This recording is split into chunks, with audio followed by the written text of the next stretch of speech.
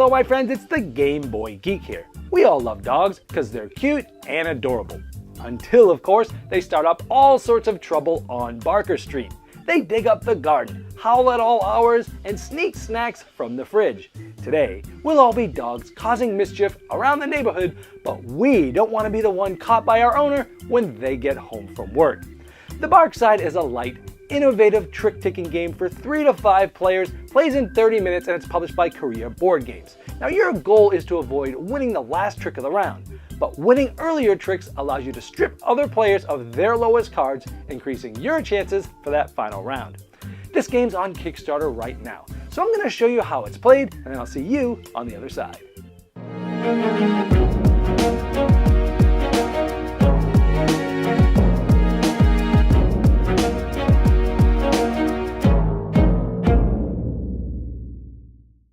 Now this is a Kickstarter preview, so all the art and components you see here are prototypes, and you'll want to check the Kickstarter link in the description below to see all the final art and components. The Bark Side has cards ranging from 1 to 10, and there's 5 copies of each card in the game.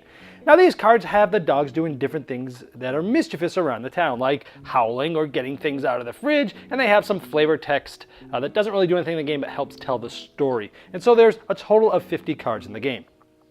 The game is played over multiple rounds. Each round, each player will get 10 cards that they can look at but no one else can see, and they'll be using these cards throughout the round to play tricks. And each player gets to select 2 cards from their hand to pass to their opponent to the right, and they'll get 2 cards from the opponents from their left, and this will be their 10 card hand to use for this round. So each player now has 10 cards, and the start player will play 1 card. This will start the first trick. Each round will go through multiple tricks until all the cards are gone from each player. So the first player will play a card. The next player, clockwise, has to play a card that's either this number or higher. So let's say this player plays an 8. The next player has to play a card that's this number or higher. Let's say they play this, like this.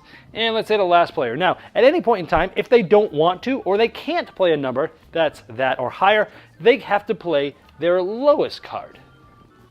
Now, when you play that lowest card, it's known as a tail-tucking move, and this is important for future turns. And whoever has played the highest number will be the start player for the next round. If it's tied, whoever played that number the latest. And then that player will start the next trick, moving these cards that are here now off to the side. Now, if any of the previous turns during this round, someone played a tail-tucking move, which was that lowest card we just saw, instead of just playing 1 card to start the round, they could play a set of cards. A set of cards is any number of cards that have the same value. So it could be 2, 3, 4, or even 5, or if you have all 5. In this case, they drop 2 6s. Now, going around clockwise, every other player has to try to play a set of the same number of cards of the same number or higher. So let's say this player here plays a pair of 8s. Now, if you can't or do not want to play a set that's equal to or higher, you must play a set equal to the number of cards, but they could be any values, but they got to be your lowest card. So these were the 2 lowest cards for this player, so they played that. And then the last player also did not have or didn't want to play something with that set or higher, and so they played their 2 lowest cards as well. And just like normal, whoever had played the highest here, in this case it was the highest set of 8, they would be the start player. All these cards get moved off to the side, and this player would start the next turn. Now also, when playing those sets of cards, you always have to make sure you have 1 card left at least. And what that means is that during the course of the game, everyone's always playing the same amount of cards, which means on the last trick of the round, everyone will have exactly 1 card left. And so everyone is going to play their 1 single card, and this is where the twist of the game happens.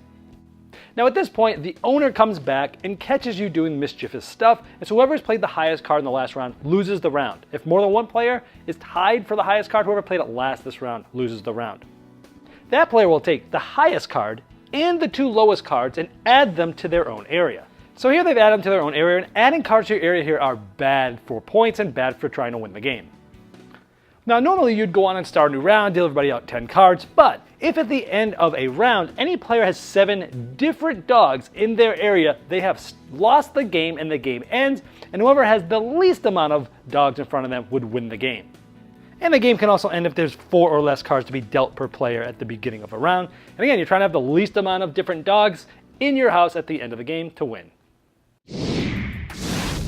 Well, I hope this helped you get a good understanding of the Bark Side. And as you can see, it's a game that's easy to play, easy to teach, and has a unique twist, trying not to win the last trick of the round, and of course has a cool theme and cute artwork. Now Barkside is on Kickstarter right now, and there's a link below me in the description of the video that will bring you right to the project page where you can learn more and possibly even pledge for the game, and I'm sure the people at Korea Board Games would love your support.